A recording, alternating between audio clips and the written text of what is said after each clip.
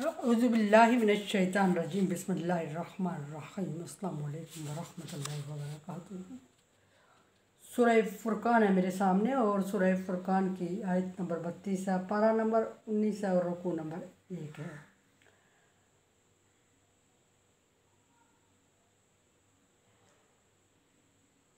آیت نمبر 32 میں کفار کا ایک اعتراض ذکر ہوا اور پھر نبی صلی اللہ علیہ وسلم کو اس کا جواب سکھایا۔ آیت نمبر 31 میں اللہ تبارک و تعالیٰ نے نبی صلی اللہ علیہ وسلم کو مختلف کفار کے اعتراضات پر اور مختلف دل دکھانے والی باتوں پہ آپ صلی اللہ علیہ وسلم کو تسلی دیتے ہوئے فرمایا کہ ہر ایک نبی کے لیے یہ مسائل پیش آئے اور ہر ایک نبی کے لیے اس کی قوم نے ایسے ہی مسائل کھڑے کیے اور ہر ایک نبی کی قوم میں ایسے ہی کچھ مجرم لوگ تھے جنہوں نے نبی کو تکلیف دی۔ آپ صلی اللہ علیہ وسلم کی قوم میں تو کافی لوگ ہیں جو آپ پر ایمان لے آئے ہیں اور آپ پہ جان نچھاور کر رہے ہیں اور مضبوط ہیں آپ، لیکن کچھ ایسے پیغمبر بھی گزرے ہیں جنہوں نے دن رات محنت کی اور پھر انہوں نے کامیابی حاصل نہ کی یا اکا دکا لوگ ایمان لائے، جیسے حضرت نوح علیہ السلام کی مثال ہے۔ 950 سال قوم میں رہے، 950 سال تبلیغ کرنے کے بعد صرف 9 بندے، وہ بھی آپ کی اپنی خاندان کے ایمان لائے، اس میں بھی ان کی بیوی شامل نہیں تھی۔ اور فرمایا کہ آپ گھبرائیں نہیں، اللہ تبارک و تعالیٰ آپ کی رہنمائی کے لیے اور آپ کی مدد کے لیے کافی ہے، ان کی آپ کو ضرورت بھی نہیں ہے۔ آیت نمبر 32 میں دیکھتے ہیں کہ اللہ تبارک و تعالیٰ کفار کا کون سا اعتراض ذکر فرما رہے ہیں، اور یہ یاد رہے کہ جہاں بھی اللہ تبارک و تعالیٰ نے کفار کا، منکرین کا، مشرکین کا کوئی اعتراض، کوئی سوال ذکر فرمایا، نبی صلی اللہ علیہ وسلم کو ساتھ ہی جواب بھی سکھا دیا کہ آپ صلی اللہ علیہ وسلم کو جواب دینے میں کوئی پریشانی نہ ہو، یا آپ پریشان نہ ہو، یا آپ سوچ میں نہ پڑیں یا مشکل میں نہ پڑیں، لاجواب کہیں نہ ہو جائیں۔ ویسے آپ صلی اللہ علیہ وسلم بڑے فصیح اور ذہین اور بلیغ بندے تھے، ڈیفینیٹلی اللہ کے پیغمبر تھے اور وہ بھی پیغمبروں کے سردار، اور لیکن اللہ تبارک و تعالیٰ پھر بھی علم اللہ کے برابر تو نہیں، اللہ تبارک و تعالیٰ ہر سوال کا جواب آپ کو سکھا دیتا، قبل از سوال، بعد از سوال، یا پھر سوال کے دوران جیسے بھی وحی ہوتی اور آپ کو جواب سکھایا جاتا۔ بہرحال اصل بات کی طرف آ رہے ہیں۔ وقال الذین کفروا لولا نزل علیہ القرآن جملۃ واحدہ۔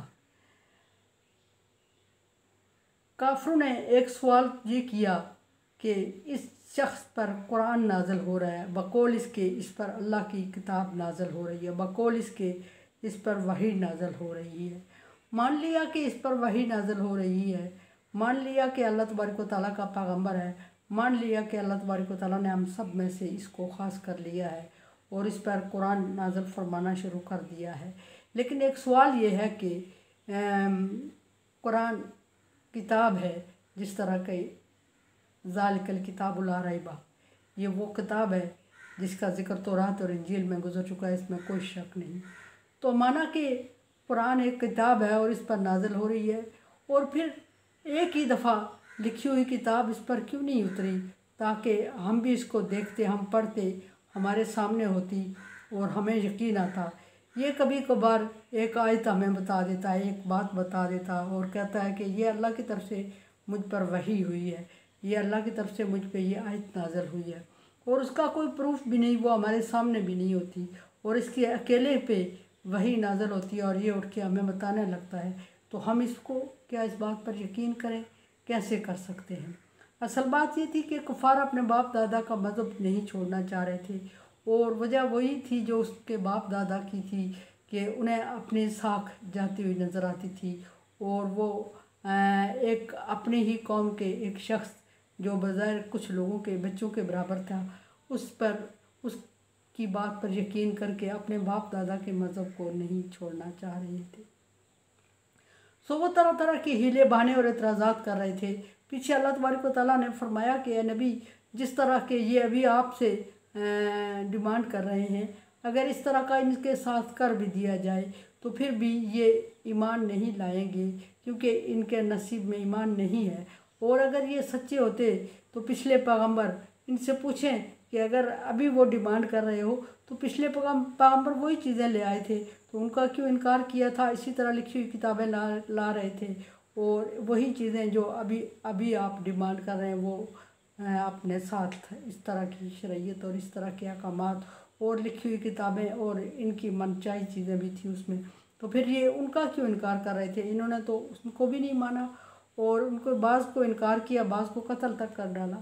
یہ اللہ تبارک و تعالیٰ نے نبی کو ایک جگہ سوال کا جواب سکھایا تھا۔ یہاں بہرحال کذالک اللہ تبارک و تعالیٰ جواب سکھا رہے ہیں۔ سوال یہ تھا کہ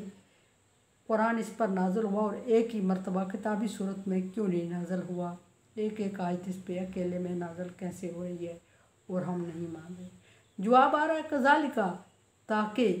اس لیے کہ لنثبت بہ فؤادک، تاکہ آپ کے دل کو اس پر مضبوط کر دیا جائے، آپ کی دل جمعی ہو جائے۔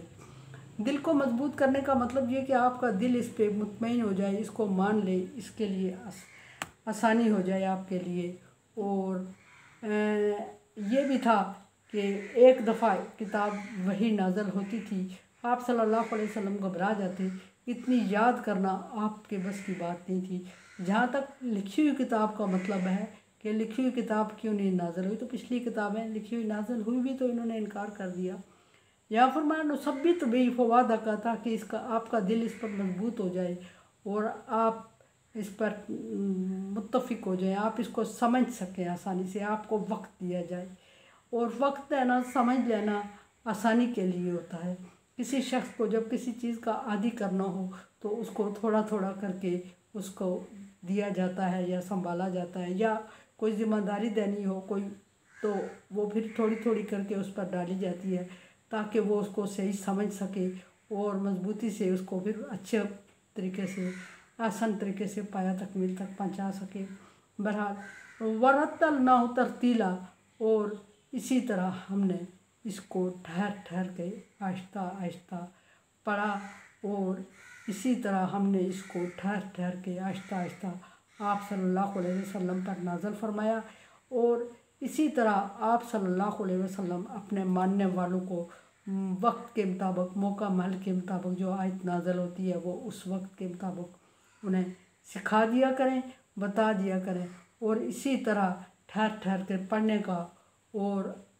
تھوڑا تھوڑا پڑھنے کا، اور جتنا قابل برداشت، قابل استطاعت ہو اس طرح پڑھنے کا حکم بھی دیا۔ یہ اللہ تبارک و تعالیٰ کی حکمت، اور اس حکمت سے آپ صلی اللہ علیہ وسلم کو آگاہ کرنا اس لیے ضروری تھا کہ کفار کی طرف سے اعتراض آ رہا تھا کہ قرآن پاک ایک دفعہ کیوں نازل نہیں ہوا۔ اور قرآن سمجھیں، دیکھیں، سمجھیں اور سبسکرائب کریں اور صدقہ جاریہ میں میرا ساتھ دیں۔ اللہ تبارک و تعالیٰ کا حکم تعاونوا علی البر والتقویٰ، نیکی اور بھلائی کے کاموں میں ایک دوسرے سے تعاون کریں، تعاون کریں۔ چینل کو سبسکرائب کریں، شیئر کریں، صدقہ جاریہ میں میرا ساتھ دیں۔ اللہ حافظ۔